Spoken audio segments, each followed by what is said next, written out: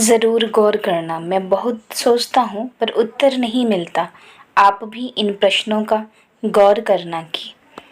जिस सम्राट के नाम के साथ संसार भर के इतिहासकार महान शब्द लगाते हैं,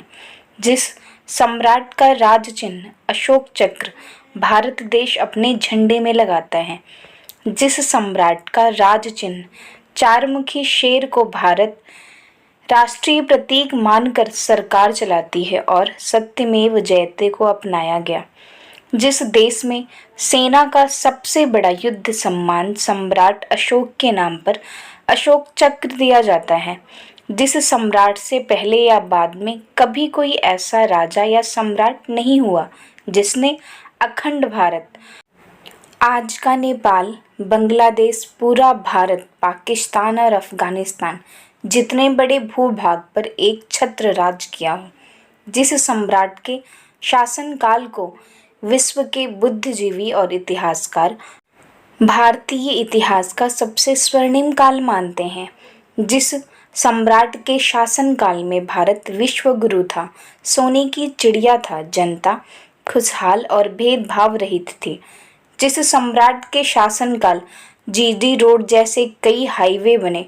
पूरे रोड पर पेड़ लगाए गए, सराएं बनाई गई, इंसान तो इंसान, जानवरों के लिए भी प्रथम बार हॉस्पिटल खोले गए, जानवरों को मारना बंद कर दिया गया।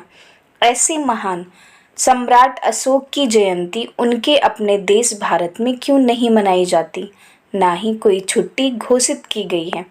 अफसोस, जिन लोगों को ये जयंती मनानी चाहिए वो लोग अपना इतिहास ही नहीं जानते, और जो जानते हैं वो मानना नहीं चाहते।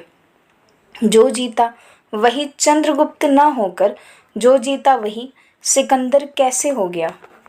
जबकि ये बात सभी जानते हैं कि सिकंदर की सेना ने चंद्रगुप्त के प्रभाव को देखते हुए ही लड़ने से मना कर दिया था। बहुत ही बुरी तरह मनोबल टूट गया था, जिस कारण सिकंदर ने मित्रता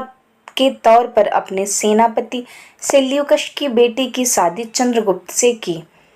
महाराणा प्रताप महान न होकर अकबर महान कैसे हो गया, जबकि अकबर अपने हरम में हजारों लड़कियों को रखैल के तौर पर रखता था, यहाँ तक कि उसने अपनी बेटियों और बहनों की शादी तक पर प्रतिबंध लगा दिया था, जबकि महाराणा प्रताप ने अकेले दम पर उस अकबर के लाखों की सेना को घुटने पर ला दिया था। सवाई जय सिंह को महान वास्तुप्रिय राजा न कहकर शाहजहां को यह उपाधि किस आधार पर मिली, जबकि साक्ष्य बताते हैं कि जयपुर के हवा महल से लेकर तेजो महालय तक महाराजा जय सिंह ने ही बनवाया था। जो स्थान महान मराठा क्षत्रिय वीर शिवाजी को मिलना चाहिए वो क्रूर और आतंकवादी औरंगजेब को क्यों और कैसे मिल गया।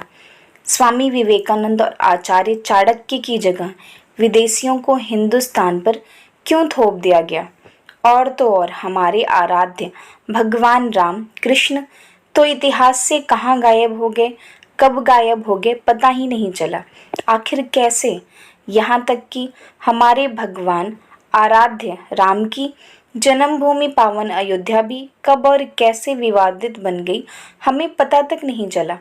कहने का मतलब ये है कि हमारे दुश्मन सिर्फ बाबर, गजनवी, तैमूर लंग ही नहीं है, बल्कि आज के सफ़ेद पोस्त तथाकथित ठेक्युलर भी हमारे उतने ही बड़े दुश्मन हैं।